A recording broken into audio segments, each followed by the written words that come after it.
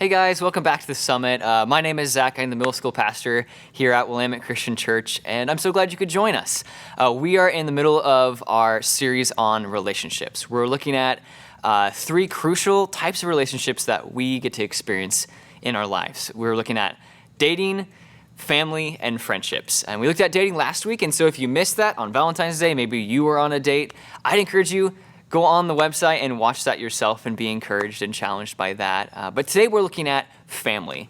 And families, they come in all different shapes and sizes. Maybe in your family, you have two parents. Maybe you have one. Maybe your parents are divorced, or maybe you have a blended family. I come from a family who I have four siblings. I have two older brothers and two younger sisters. Maybe you're an only child. Maybe you were adopted. All these things count as family. And so it's this big idea that has lots of different shapes and sizes to it. I love to think about this, though, that everyone was born a baby. And regardless of who you are, you were born a baby and you were dependent on other people to take care of you. So take a minute, turn to your neighbor and say, you were born a baby.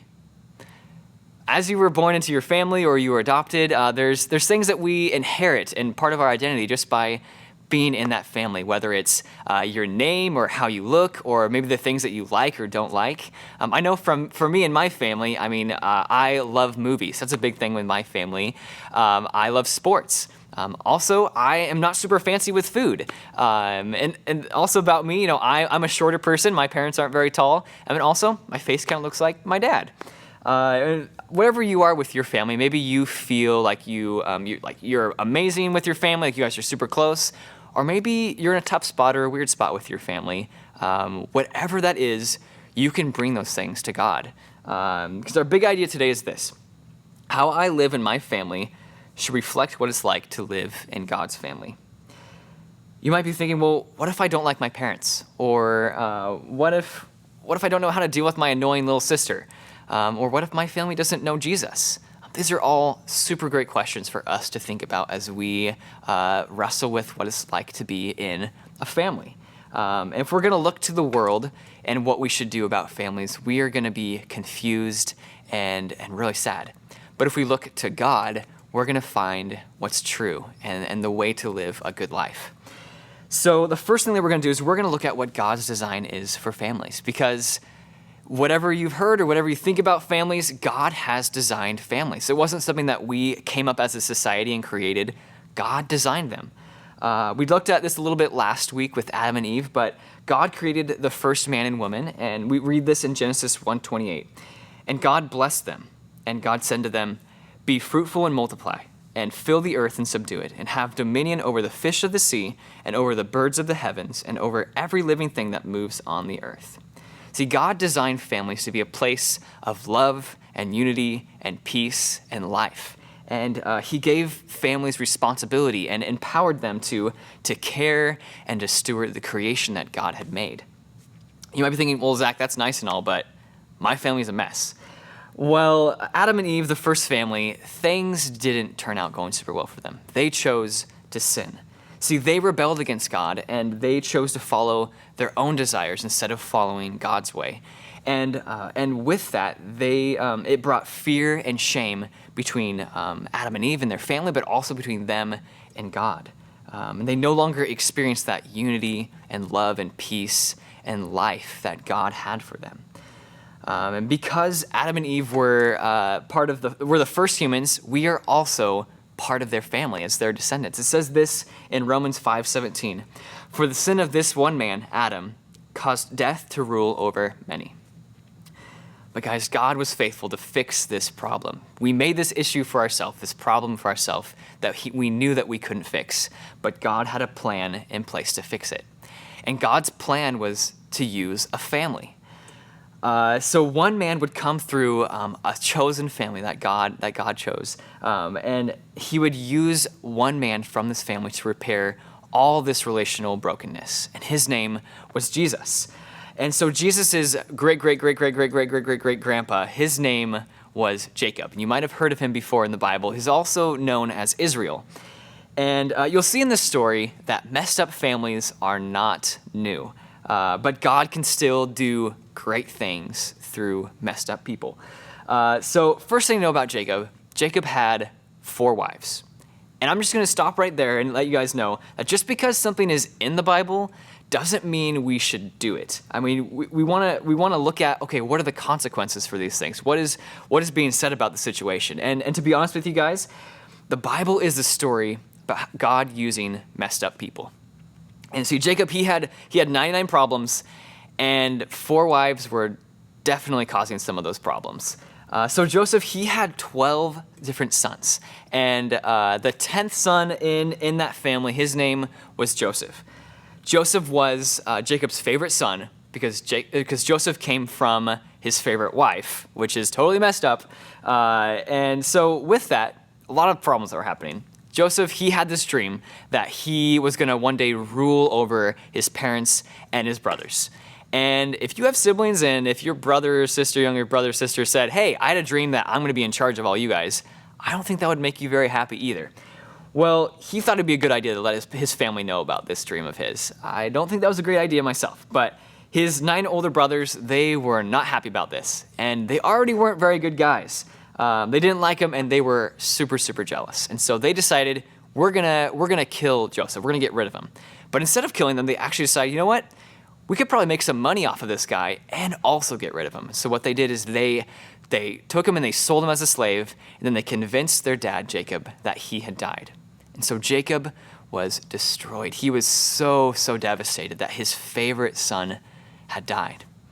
And so in Joseph's life, so we see how Joseph, he was sold as a slave into Egypt. And through all these tough things that happened, I'm not going to go through the whole story because there's a lot there, and you can read all the cool details there in Genesis, in the end of Genesis, around chapter 38, 37, right there. But in Joseph's life, God was with him, and he thrived. Even though tough things happened, he had a lot of highs and lows. He worked hard. He remained faithful and focused on God. And eventually, he was second in command of all of Egypt. So what happened is that God revealed to him through a dream that a famine was going to happen. And a famine, if you don't know what that is, it's basically, it's like the food isn't growing. It's really hard for food to be there, and things are dying. It's hard to have what we need to survive. And Joseph, in this dream, God revealed to him that this was going to happen. It was going to happen for 7 years. And so Joseph, he went to the Pharaoh, the ruler of Egypt, and he told him that there was going to be this famine. And he made sure that they stored up a bunch of food and were prepared. And sure enough, the famine did come. And so people from all over the other nations, they came to Egypt to buy food so that they could also survive. And sure enough, Joseph's brothers, they showed up to get food also. And long story short, Joseph's brothers, they didn't recognize it was Joseph, but they needed his help. And Joseph, he revealed himself to his brothers, and they were absolutely terrified. They're like, what is Joseph going to do to us? But we see in the story that Joseph forgave his brothers because God was working in the brokenness. And if he held on to the grudges that he had with his brothers, God wouldn't have used him the way that he did, and things would have turned out totally differently. This is what Joseph said to his brothers in Genesis 50, verse 20. You intended to harm me, but God intended it all for good. He brought me to this position so I could save the lives of many. So guys, this was a messed up family. But despite the circumstances, Joseph had his eyes fixed on God, and God made right out of this brokenness. So if we go back to the verse that we talked about at the beginning in Romans, and looking at the original family and how that has affected us. In Romans 5:17, the verse continues in this way. It says, "For the sin of this one man, Adam, caused death to rule over many. But even greater is God's wonderful grace and his gift of righteousness. For all who receive it will live in triumph over sin and death through this one man, Jesus Christ." Yes, because of Jesus, we are welcomed into God's family. It says in 2 Corinthians 6:18, God says, "And I will be a father to you, and you shall be sons and daughters to me, says the Lord Almighty." Also in Romans 8:17, it says, "And since we are his children, we are his heirs. In fact, together with Christ, we are heirs of God's glory."